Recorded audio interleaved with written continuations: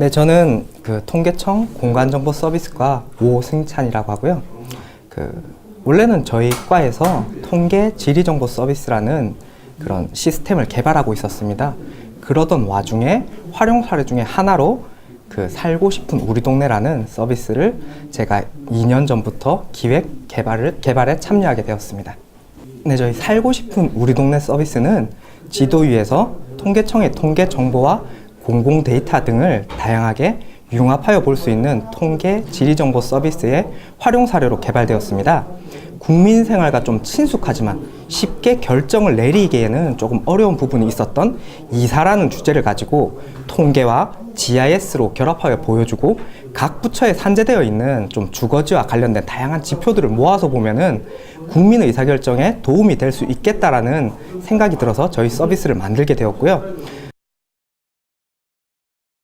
2013년도에 저희가 통계 지리정보 서비스의 ISP, 정보화 전략 계획을 세웠습니다. ISP가 뭐냐면은 이런 시스템을 만들어야 되는데 어떻게 만들지, 그 다음에 이런 것들에 대해서 뭐 중복은 없을지, 민간 영역을 침해하진 않을지, 예산적으로 타당한지, 법적으로는 타당한지, 그런 것들에 대해서 조사를 서비스를 만들기 전에 먼저 조사하는 거라고 생각하시면 될 것 같습니다.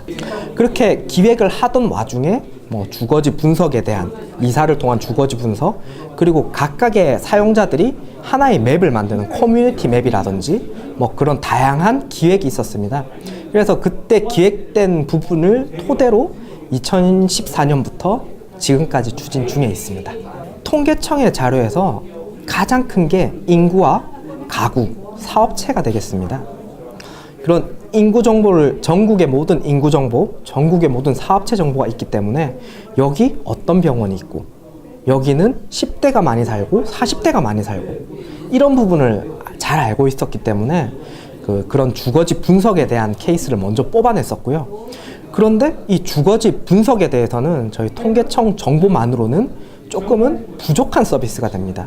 뭐 현재 좀 많은 이슈가 되는 안전이라든지, 그 다음에 녹지 비율이라든지, 그 다음에 기상 정보라든지 이런 부분은 저희가 가지고 있지 않은 정보이기 때문에 다양한 외부 데이터를 여기다가 같이 융합해서 어떤 쪽이 어떻게 살기 좋고, 이쪽은 녹지 비율이 많아서 살기 좋아, 이쪽은 10대와 40대가 가장 많이 사는 지역이야, 이런 것들을 보여줄 수 있기 때문에 저희는 이 서비스를 기획하게 되었습니다. 저희가 정부 3.0 체험마당이나 또 국토 엑스포 등에서 살고 싶은 우리 동네를 시연을 많이 하였습니다. 그때 국민 여러분들은 대부분이 유용하고 재밌는 서비스라는 반응이었고요. 저희 통계청 내부적으로는 국민 눈높이에 좀 맞춰서 통계를 좀 대중화하는 데 기여했다고 평가받고 있습니다. 앞으로도 좀 유사한 활용 서비스를 개발하도록 좀 독려하는 분위기에 있습니다. 대외적인 성과 부분으로는 2015년도 정부 3.0 우수사례 경진대회에서 대상을 수상했다는 부분이 있겠고요. 그리고 올해 정부 3.0 대표 브랜드 30선에 선정되었다는 점 또한 그렇겠습니다. 국민 실생활 의사결정에 도움이 줄 수 있다는 서비스 정보 부분, 그리고 이사와 관련된 각 부처의 데이터, 안전처의 안전지수, 환경과학원의 대기오염도, 기상청의 체감온도와 불쾌지수 등을 부처 간의 협력을 통해서 한 사이트에 조회해 볼 수 있다는 부분, 그리고 지자체의 수요조사를 통해서 협업하고 국민 디자인들을 통해서 국민의 목소리를 직접 들으며 서비스를 만들었다는 점에서 정부 3.0의 취지와 부합한다는 평가를 받았고요. 해당 서비스로 인해서 좀 바뀐 부분이라 하면은 통계청에서 단순히 자료 제공만을 하는 것이 아니라 통계라는 근거를 토대로 국민 실생활에서 의사결정을 할 수 있는 기반을 마련했다는 것이겠습니다. 입소문이라든지 그럴지도 모른다라는 막연한 기대감, 불안감을 가지고 의사결정을 하는 그런 환경을 개선하고, 통계가 너무 어렵거나 또 특정인의 것만이 아니라 일상생활에서 충분히 활용할 수 있는 친근하고 유용하다는 사례를 보여줬다는 점 또한 중요한 부분이라고 할 수 있겠습니다. 먼저 가장 어려웠던 부분이 아까 전에도 말씀드렸지만 국민이 원하는 지표를 선정하는 부분이었습니다. 어떤 지표가 국민의 실생활에 도움이 되고 또 영향을 줄 수 있는지를 찾는 게 상당히 어려웠는데, 이러한 부분은 국내 문헌 검토라든지 지자체를 통한 의견 수렴, 그리고 아까 말씀드렸던 국민 디자인단의 국민 의견 수렴 등의 다양한 방식으로 이와 관련된 사항들을 쾌적함 그리고 편리함이라는 그 이사에 필요한 두 가지 요소로 나누어 하나하나씩 지표해 나갈 수 있었습니다. 그리고 두 번째로는 이렇게 좀 선정된 지표들에 대해서 다른 부처에서 입수하고 다시 저희가 가공하는 문제점들도 있었습니다.